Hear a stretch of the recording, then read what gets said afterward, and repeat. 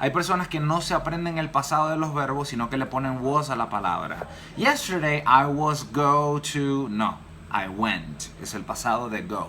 Pero yo nunca he visto esa palabra, porque nunca te has dedicado a aprenderte la coña de tu madre. Okay, lo primero que nosotros tenemos que saber con do, does and did es que ellos son auxiliares. Pero a la vez tenemos que tener mucho cuidado de no confundirlos con el verbo hacer, porque el verbo hacer en inglés también es do.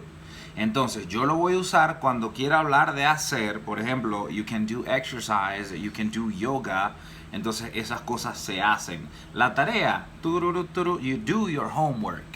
¿Entendés? Entonces ese do es hacer. Entonces hay veces donde, aquí va do, no, y aquí tampoco. ¿Y por qué ahí sí está? Porque es el verbo hacer.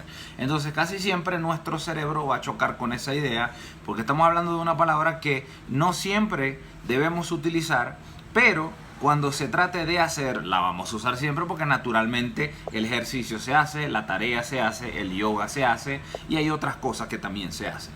Entonces, el pasado de do es el verbo did, ¿ok? Entonces, si tú hiciste ejercicio esta mañana, tú dices, I did exercise this morning. Mira, pero ¿por qué usaste did? No es un auxiliar, es la misma palabra, pero te estoy hablando de hacer en pasado. Como ya eso ocurrió, entonces por eso decimos did. Entonces, ¿qué es lo que pasa? Si nosotros incluso vamos a negar un verbo de estos, hay ocasiones donde la gente solamente usa el auxiliar porque siente que redunda o redundaría si usa don't do, doesn't do, didn't do. Es porque, ¿por qué do dos veces? Tú no estás usando do dos veces. El primero es el auxiliar que te va a ayudar a negar y el segundo es el verbo hacer que tú estás negando. Si tú dices yo no como, I don't eat. Yo no duermo, I don't sleep. Yo no tengo, I don't have. Yo no hago, ¿por qué le vas a negar al verbo do, estar o existir? Si ya lo hiciste con comer, con tener, con dormir. ¿Y sí? Entonces, I don't do exercise. Yo no hago ejercicio. I didn't do exercise yesterday. I was too tired. Entonces, yo no hice ejercicio ayer, estaba demasiado cansado. Y en ese caso estaríamos usando los dos. En otros casos, si el verbo es diferente a do, como ya lo expresé, entonces si es comer y lo vas a negar, I don't eat.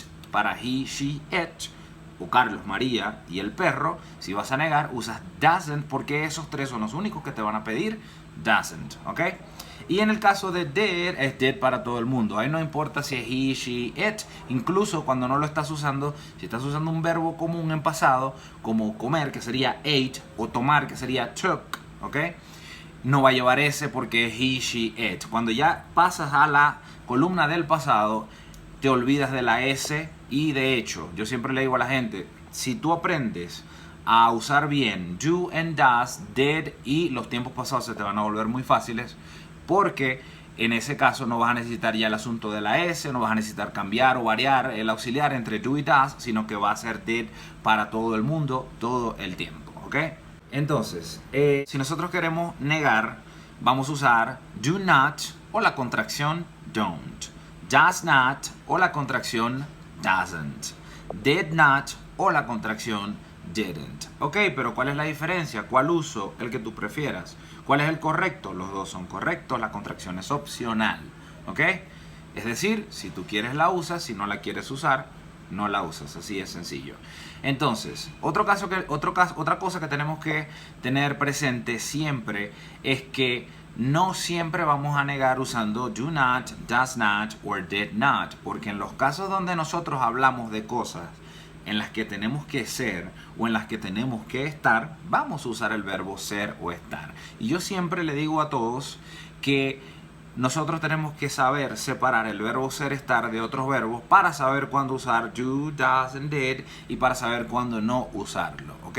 Por ejemplo, si yo digo yo no estoy loco, yo no digo I don't crazy. Puede sonar natural porque con don't yo niego, pero loco es algo que tú eres o estás.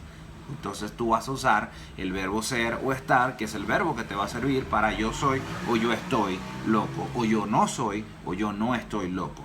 Exacto. Entonces, como ya nosotros estudiamos el verbo to be, ahora pasamos a esta sección, pero no olvidándonos de que tenemos que seguirlos separando, manteniendo una línea entre los dos y no mezclándolos, ¿ok? Hay personas que no se aprenden el pasado de los verbos, sino que le ponen was a la palabra. Yesterday I was go to... No, I went. Es el pasado de go. Pero yo nunca he visto esa palabra, porque nunca te has dedicado a aprenderte la coña de tu madre. Entonces, te aprendes los verbos en pasado y ese es el tiempo que vas a usar para hablar del pasado sin agregarle was. A lo que le vas a agregar was or were, dependiendo de cómo estés conjugando según el sujeto, porque con they usas were y con you también usas were, ya son cosas que hemos hablado. Vas a usar was o vas a usar were, y en el caso de que sea negativo vas a usar was not or were not, cuando se trate de ser o estar en pasado. Por ejemplo, enfermo. Mira, tú estabas enfermo. No, I was not sick. ¿Ves? No, tú y tu familia estaban en tal lado. No, we were not there. Porque en los lugares se está. Entonces, donde se es y donde se está, se usa el verbo ser, estar y no los auxiliares do, does or did. ¿Se entiende?